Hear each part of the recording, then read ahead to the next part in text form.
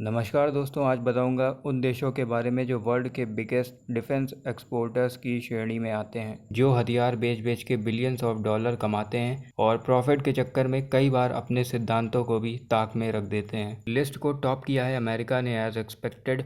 2017 से 2021 के बीच वर्ल्ड में जितने भी वेपन्स एक्सपोर्ट हुए हैं उसमें से मेजर हिस्सेदारी मिलेगी आपको अमेरिका की। करीब 39% हथियार अमेरिका ने एक्सपोर्ट किए हैं।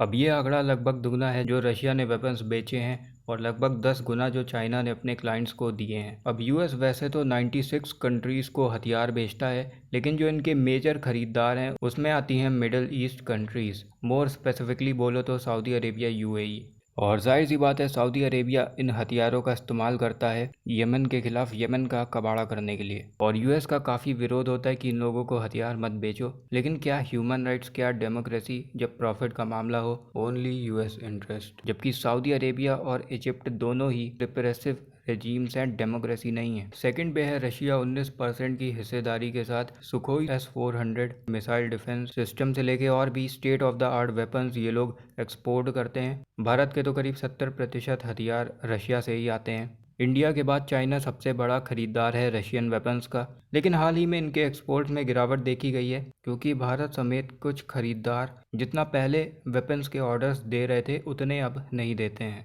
और भारत तो फोकस कर रहा है कि जितने वेपन्स अपने देश में ही बनाए जाए मेक इन इंडिया के तहत उतना ही अच्छा। इसके अलावा भारत के पैटर्न में देखी गई है विविधता। भारत और फ्रांस जैसे देशों को भी बड़े ऑर्डर्स दे रहा है और उनसे भी वेपन्स खरीद रहा है। थर्ड पे मिलेगा फ्रांस 11% के कंट्रीब्यूशन के साथ। ये फोकस करते हैं मिडिल ईस्ट और भारत पे कि यहाँ से बड़े बड़े ऑर्डर्स आए। इनका फोकस है कि जो रफाल विमान है उनको खूब बेचा जाए और इनको सफलता भी मिली है। भारत ने तो रफाल खरीदे ही हैं और भी अन्य देश इसमें इंटरेस्टेड हैं और ऑर्डर दे रहे हैं। फोर्थ पे मिलेगा आपको चाइना। इनके सस्ते लेकिन नॉट रिलायबल वेपन्स खरीदते हैं कई देश जैसे कि म्यांमार, इराक, पाकिस्तान, जहां आपको तगड़ी इंस्टेबिलिटी मिलेगी। और हाल ही में पाकिस्तान ने कई J-10C फाइटर जेट्स चाइना से खरीदे हैं। फिफ्थ पे है जर्मनी। इन लोगों ने हाल ही में एयर डिफेंस सिस्टम और मैरीटाइम इक्विपमेंट्स खूब एक्सपोर्ट किए हैं। सिक्स्थ और सेवन्थ पे हैं इटली, यूके। एट्थ पे मिलेगा आपको साउथ कोरिया। पहले ये लोग भी काफ़ी वेपन्स इंपोर्ट करवाया करते थे, लेकिन इन्होंने अपनी पॉलिसीज़ में चेंज किया, फोकस किया वेपन्स के लोकल प्रोडक्शन और उनके एक्सपोर्ट्स पे,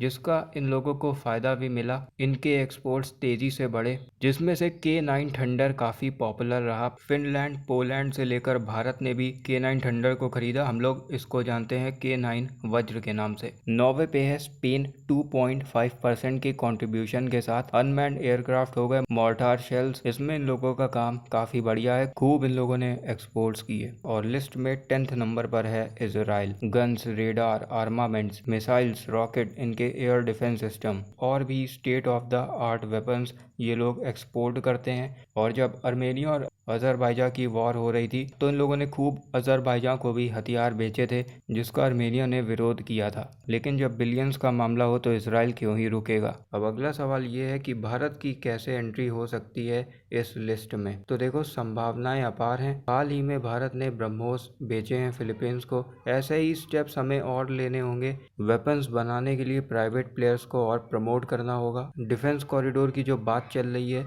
उस पर भी हमें तेजी से काम करना होगा और कोशिश करनी होगी क्वालिटी वेपन्स बनाने की। ऑलरेडी जो भारत की ऑर्डिनेंस फैक्ट्रीज हैं गोला बारूद वगैरह बनाती हैं, कोशिश करनी होगी कि क्वालिटी वेपन्स यहाँ से निकले और फिर इनको एक्सपोर्ट किया जाए। और भले ही समय लगेगा, लेकिन ये सारे स्टेप्स भारत की हेल्प करेंगे टॉप वेपन एक्सपोर्टर्स की लिस्ट में शामिल होने के लिए।